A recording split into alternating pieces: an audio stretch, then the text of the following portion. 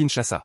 RDC, tout un peuple en liesse. Après 52 longues années d'attente, la République démocratique du Congo écrit enfin une nouvelle page de son histoire en se qualifiant pour la Coupe du Monde 2026. Mais aujourd'hui, ce ne sont pas seulement les joueurs qui font parler d'eux. Une décision inattendue, un geste fort, qui fait vibrer tout le pays. Reste bien jusqu'à la fin de cette vidéo, car ce que la présidence vient de faire pour certains supporters des Léopards va te surprendre. Et si tu aimes ce genre d'actualité congolaise exclusive, pense à t'abonner et à aimer la vidéo pour ne rien manquer.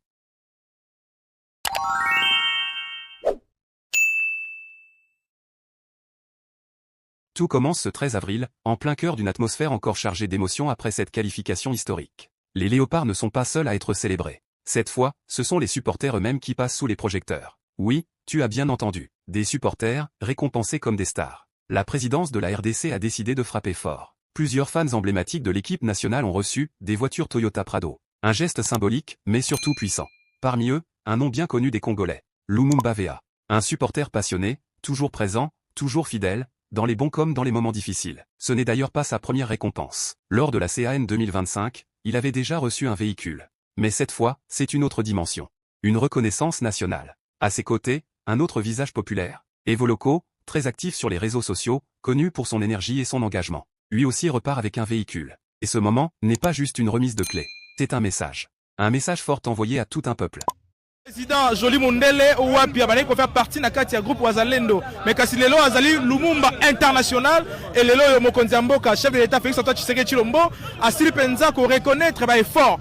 Surtout o ezali penza performance na bango boko mona Lumumba Vea. Ye wana pa simbi penza o ezali ko lakisa ete azui penza motuka eko uta na part ya mokonzi mboka tata mokonzi ekolo chef de l'État nde yango wana bango nyonso bazali ba bénéficiaire ya motuka bazali ba animateur ebele na bipai oyo mais kasi toko zo moko na moko mais kasi boko mona ete Lumumba Vea azali pena na esengo mingi pe bako klaxonner surtout mwana mboka mundele ndundu azali na esengo mingi ya komona ete bandeko na ye basili kozwa boko mona Lumumba ye wana akosepela na population Lumumba ye wana akosepela na bana mboka ye wana esengo ezali makasi parce que bazui performance incroyable mais vrai performance Lumumba Vea ye wana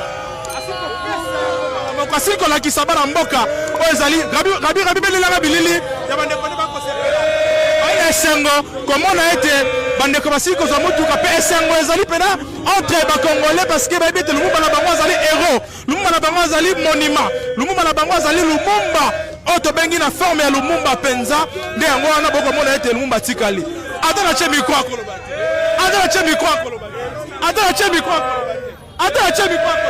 il est tellement performant et pendant hier Lumumba alobi ete yesoko atikali ezakala bakambo basalaka et wana atikali liboso ya bana mboka performance na balaki na télévision performance basili komona tango sur la stade de Martyrs mais kasi komona ngona esika oyo o basili kozwa penza oyo ezali maye oyo ezali kolakisa ete mokonzi ya mboka chef de l'État Félix Antoine Tshisekedi Tshilombo asili kokanisa baanimateur nyonso oyo bazalaki na nombre moko penza ya likolo me kasi asili kokanisa bango mpona kopesa bango oyo ezali bamituka bajeep Toyota de marque Fortuner nde bango wana basili kozala babénéficiaire yango mokolo lelo esili pe te parce que Lumumba akolakisa ete akozala lisusu performant na coupe du monde parce que oyo ezali kopesa alerte na Cristiano Ronaldo akompone ete bakongole bakozala performant na coupe du monde kino kobala na tribune kino na terrain bakongole bakozala performant et yango oyo bokomona yango na bilili Lumumba pe wana performant ye wana atelemi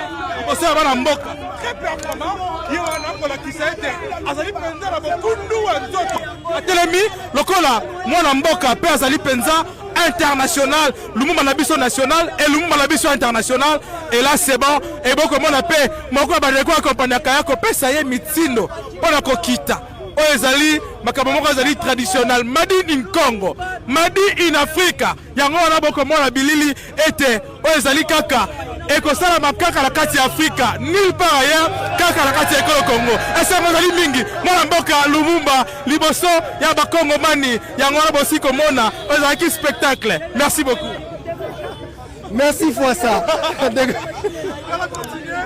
boko mona ezali remise ya baveki pe mikanda bakopesa bango nde bokomona ndenge vraiment mokonzi ndenge papa Thomas kosepela parce que esali vraiment flirter fierté plutôt bokomona ndenge azwi véhicule donc esala vraiment esengo komona bakoremettre bango mokanda par moko na moko donc voilà ndenge tozalaka toujours wana na nsima actualité mpona koluka ete bandeko bakotala biso mokili mombasa bien informé. C'est la raison pour laquelle tozali wana tozalaki depuis ntongo oyo lelo tozali déjà à 18h tokomona ndenge baprésident bakozwa bamituka na bango tout neuf bazali vraiment na esengo makasi oyo kotuna mokili ya papa besengo nde ezali nini.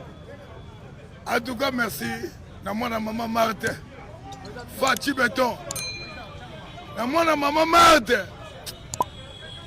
Naza na maya misu. Ya solo. Nzamba pambola. Ya solo. Mwana maman Marthe. Maman Denise. Ya solo belek biso pa papa. Papa Yoki.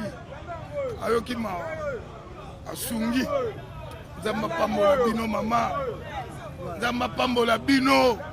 Apambola pe mokonzi na biso sport le génie blanc totikala na yeti tout droit na 3 tout droit na 3 tout droit voilà esengo ezali makasi ya komona tela motuka yango ya kitoko na mafuta vraiment ekosala esengo mingi ya komona oyo chef de l'état akanisi bango parce que bali bato oyo basoutenaka vraiment équipe nationale makasi tomoni pe président mvokololokolo paye wana akotisa motuka na ye ya kitoko ezobimisa mafuta ezosala elengi papa avandi pene na motuka na ye ya kitoko papa mwa liloba mokia mpona mokonzi ya mboka. Mokonzi ya mboka bafélicitation papa Fati.